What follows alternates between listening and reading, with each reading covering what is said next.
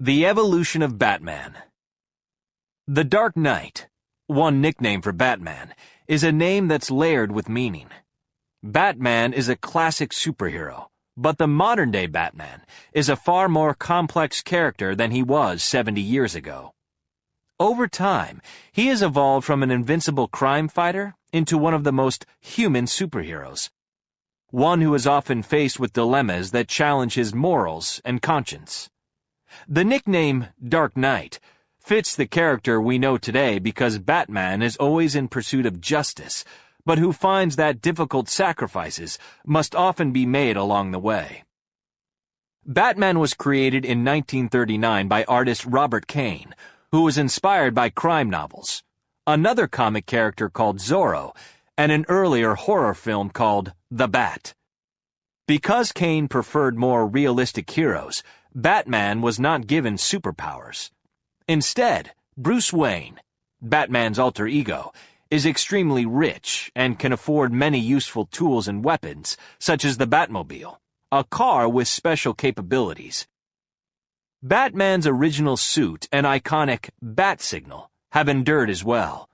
While the design and colors have changed gradually over time, the Batman identity, bat logo, mask with ears, cape, has been remarkably consistent for more than 70 years. One thing that hasn't remained so similar over the years is the tone of the Batman stories and, accordingly, Batman's personality. The conflicts in Batman stories are often based on real-world problems, which is one element that makes Batman a more complex character than most superheroes. Not long after the creation of Batman, World War II began. The American government spent lots of time and energy getting its people to be patriotic and to support the war. Batman appeared in a 15-part serialized movie at this time and was seen as a symbol of justice, fighting evil at home while American soldiers were away defending the country. At that time, he sometimes used guns and wasn't afraid to kill his enemies if there was a need to. But the modern Batman is generally against guns and killing because his parents were killed by guns. The mood in the United States relaxed considerably by the 1960s, and a Batman show subsequently appeared on television with a very different kind of superhero. The show became popular with kids and adults alike for its cultural references, cartoonish fight scenes, and funny dialogue. Following the end of the original television series in 1968, the television version of Batman was limited to cartoons for the next 2 decades. In the 1970s and 80s, Batman was embraced by comic book writers and reimagined as a more serious character. When legendary comics writers like Frank Miller and Alan Moore began to write Batman books, the Batman we know today, darker, imperfect, vulnerable, began to emerge.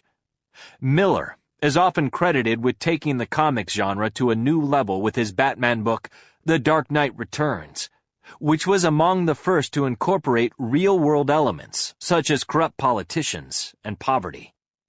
In his hands, Batman went beyond being just a masked hero. Batman returned to the big screen in 1989 in Tim Burton's Batman. It featured a tougher Batman, with a colder personality and a redesigned, all-black costume. In the latest Batman films, the hero's transformation continues in this direction. Christopher Nolan's Dark Knight trilogy features a much more dangerous Gotham City, and Bruce Wayne/Batman are not automatically likable characters. Batman no longer simply fights against bad guys, but starts to question if he's a good guy or hero himself. Villains, like the Joker, are no longer crazy personalities with weird hair and makeup that just want to rob a bank or kidnap a famous person. They are now similar to modern-day terrorists, trying to make people fight one another and threatening the world economy. What makes Batman a great character is that he changes as the world changes. So while it is safe to expect that Batman will be a different character in 20 years' time, we can also expect that he will continue to be a great and compelling superhero.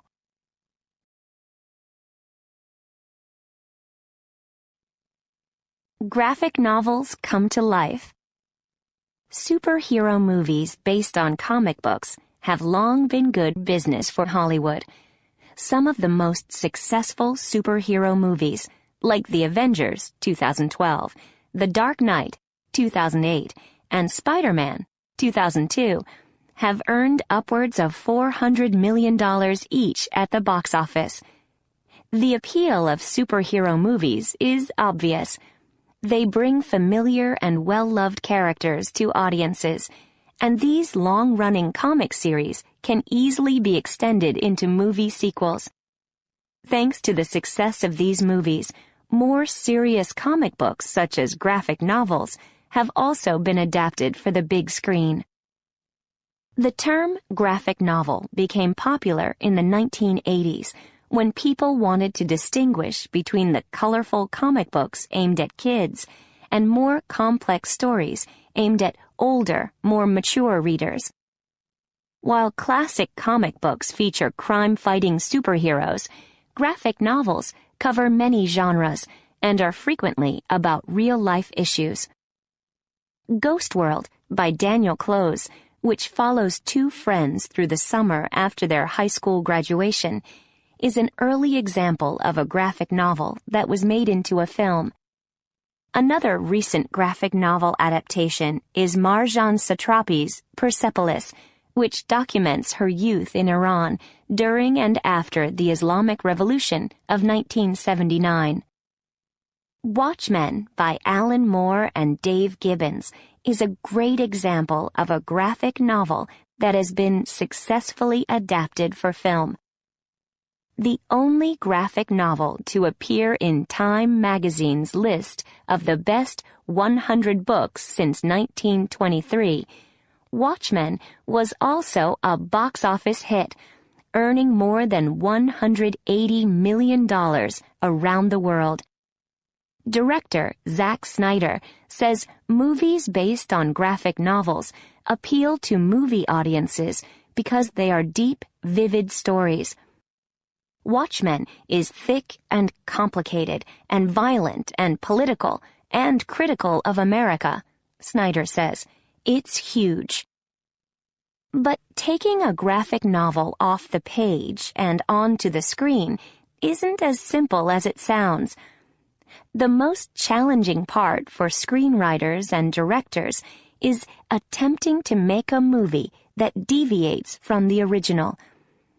Authors are able to take risks in graphic novels. Directors are unable to pull off believably on screen. For example, Watchmen was considered unfilmable by many, including the writer Alan Moore himself, because of the many different plot lines and time frames. While changes may make the story more appealing to mainstream audiences, fans of the original material are important and unrelenting critics. Snyder remarked, "The geeks will be on me for changes I make to Watchmen. There are no more fierce fans than geekdom." Risks aside, one major appeal of graphic novels for movie studios is that the visual format allows them to see what the movie could look like before they approve it. This can be a great advantage over a traditional script, which requires the reader to imagine the characters and setting. Having a predefined style has also led to the creation of some very unique movies. Two great examples of graphic novels that had their style translated to the screen are Frank Miller's Sin City and 300.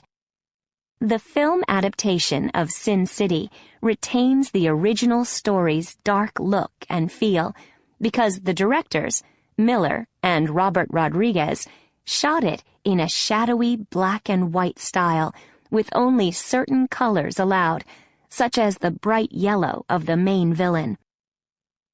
Turning a hand-drawn comic into a live-action film can be tricky, and directors must attempt to create scenes with the same intricate detail as in the graphic novel, often on a tight budget. For 300, Snyder had to use special color filters and other techniques, such as speeding up or slowing down the action, to help convey the action and bloody violence of the book. By Hollywood standards, the $60 million budget that Snyder had to work with isn't a lot of money. But as such movies continue to wow audiences and make money, production budgets are sure to rise. Maybe your favorite graphic novel will soon be coming to a screen near you.